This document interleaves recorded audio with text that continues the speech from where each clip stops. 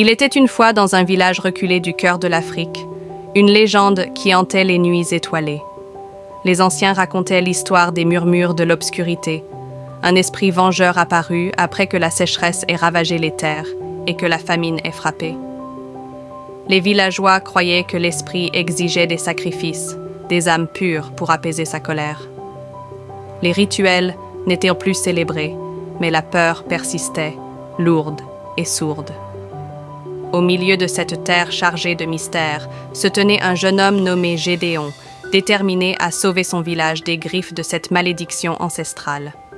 Un jour, il décida de braver la forêt maudite, où l'on disait que l'esprit s'était retiré pour se repaître de la peur des humains.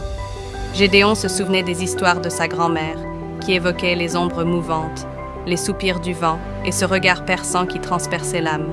Alors qu'il pénétrait dans les profondeurs de la forêt, une obscurité surnaturelle l'enveloppa. Les arbres, tordus comme des créatures en souffrance, semblaient se pencher vers lui, comme pour l'avertir. Les chants d'oiseaux se turent, remplacés par un silence oppressant. À chaque pas, il sentait des yeux invisibles le suivre, se moquant de son audace.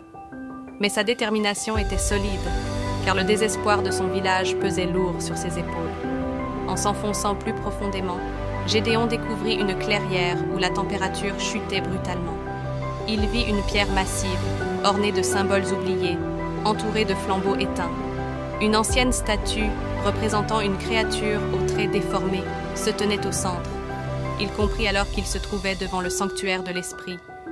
Soudain, un murmure se fit entendre, léger et insistant, comme un chant mélancolique. « Gédéon, pourquoi es-tu ici » La voix résonnait dans l'air, émanant de la statue. Le jeune homme, paralysé, se rappela les avertissements des anciens. L'esprit pouvait emprunter des formes à l'apparence familière. S'il ne restait pas vigilant, il risquait d'être piégé par ses propres peurs. Ne cédant pas à la panique, il s'agenouilla au pied de la statue et parla d'une voix ferme. « Je suis ici pour mettre fin à vos souffrances et celles de mon village. Donnez-moi une chance de vous comprendre. » Les murmures s'intensifièrent, plus sombres, plus menaçants. « Comprendre » ricana la voix, à présent pleine de mépris. « Tu es un enfant perdu dans la nuit, la souffrance est éternelle, comme l'écho de mes cris. » Gédéon se souvint alors de la légende qui parlait d'un sacrifice véritable. Il devait faire preuve de courage ultime. Il leva le regard vers la statue avec réticence. « Si vous réclamez un sacrifice, prenez-moi plutôt que ce que j'aime. Que je sois l'ultime offrande pour apaiser votre douleur. » Silence. Puis, un vent glacial balaya la clairière. La statue émit une lumière blanche, révélant une vision d'horreur. Des visions de son village sombrant dans l'obscurité, des cris de désespoir, et devant lui, les visages de ses propres parents, figés dans l'angoisse. « Tu es prêt à sacrifier ta vie pour ta famille ?» demanda l'esprit, sa voix mélange de tristesse et d'espoir. « Est-ce là l'amour que tu proclames ?» Gédéon, le cœur battant, ferma les yeux. Il n'avait jamais ressenti une telle terreur, mais il savait qu'il était le seul à pouvoir briser ce cycle infernal. Il répondit d'une voix téméraire. « Mon amour pour eux transcende ma peur. Je suis prêt. » Un cri perçant retentit dans la clairière. Les ombres se rassemblèrent autour de lui, et dans un éclat de lumière, Gédéon disparut, ne laissant derrière lui qu'un silence lourd. Le lendemain, à l'aube, le village ne sentait plus la peur. Une pluie lourde et bienfaisante tomba sur les terres assoiffées.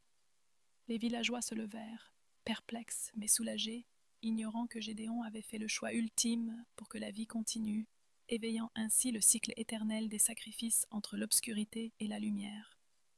Les murmures de l'obscurité n'étaient ni disparus ni apaisés. Ils restaient, attendant patiemment le prochain qui oserait entrer dans la forêt, pour lequel ils réclameraient une nouvelle offrande. Le nom de Gédéon s'inscrivit dans les annales de la légende, mais il se transforma en un écho, un avertissement aux âmes se distrayant du murmure de l'obscurité qui régnait toujours. Si vous avez aimé cette belle histoire africaine, likez, commentez et partagez massivement. Abonnez-vous pour ne plus rater de nouvelles histoires.